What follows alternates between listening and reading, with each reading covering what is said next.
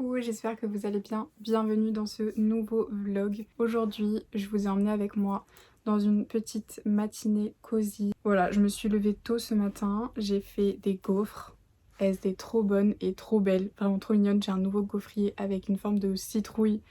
Je suis fan, j'aime trop. Déjà, gros update, je pense que vous le remarquez, mes cheveux, ils ont changé. Déjà, j'ai raccourci. J'ai vraiment bien coupé, ils étaient un peu en dessous. Donc voilà, j'ai recoupé mes cheveux. Autre petit update à part les cheveux, j'ai reçu ce carnet de coloriage service presse par la maison Solar. Et du coup, j'attendais ce vlog pour vous le montrer et le commencer.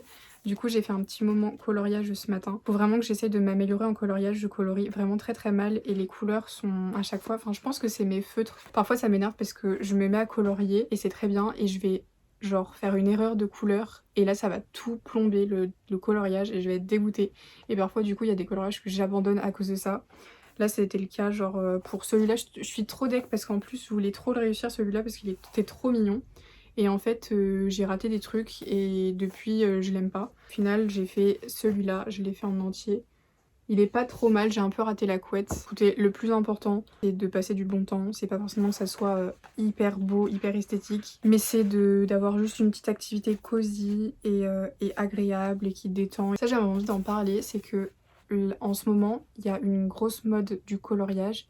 On en voit beaucoup sur les réseaux et avec des coloriages mais de fou, vraiment avec des dégradés, des effets d'ombre, de lumière, des trucs vraiment de fou. C'est pas genre une compétition ou à qui fera le plus beau coloriage avec les plus beaux effets et tout, enfin c'est juste prendre du bon temps. Et je pense que l'idée même du coloriage c'est avant tout de renouer un peu avec son enfant intérieur aussi et de juste apprécier le moment et pas essayer de faire le truc le plus magnifique possible, même si c'est très satisfaisant aussi de faire un truc super beau. Mais voilà, c'était ma petite pensée là du jour sur le coloriage. Moi mes coloriages, je les montre pas énormément parce que je les trouve pas forcément toujours très beaux. J'essaye quand même de faire des trucs dans des jolis tons et tout, mais comme mes feutres, je pense qu'ils sont pas si bien.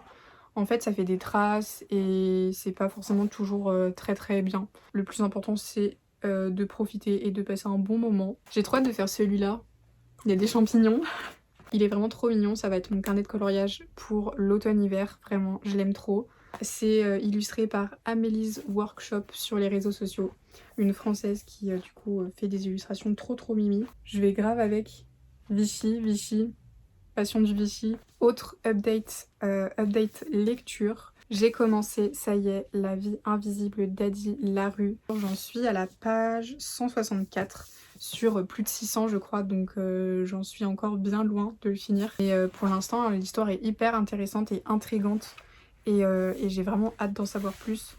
Pour vous en dire un peu plus quand même sur l'histoire si vous connaissez pas. L'histoire de Adi, elle est tellement avide de liberté qu'elle va une nuit faire un pacte avec le diable. Grâce à ce pacte, elle obtient le droit de vivre éternellement. Elle a la liberté qu'elle voulait, sauf que ce pacte, c'est pas sans conséquence évidemment. Elle a la liberté qu'elle souhaitait, elle peut vivre éternellement, sauf qu'en fait, personne ne se rappellera d'elle.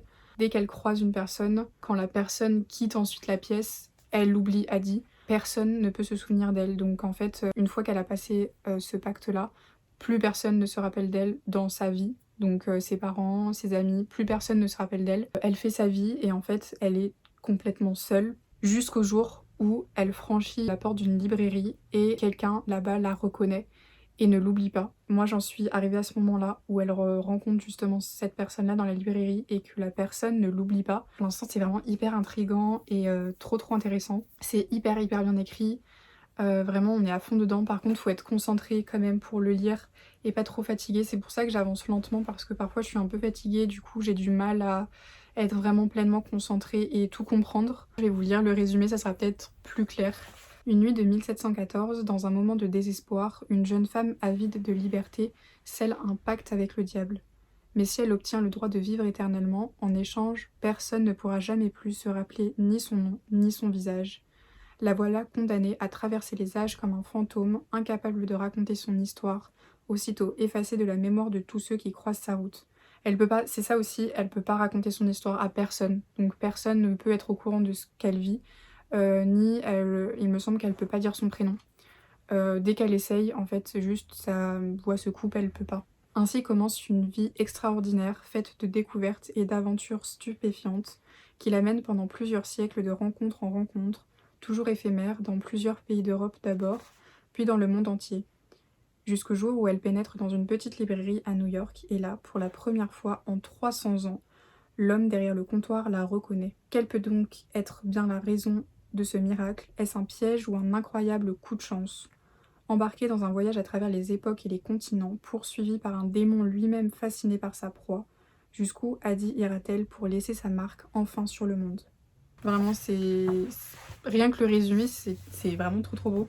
Mais voilà, je suis très intriguée de savoir du coup comment ça se fait qu'il la reconnaît. Voilà pour ce petit update lecture.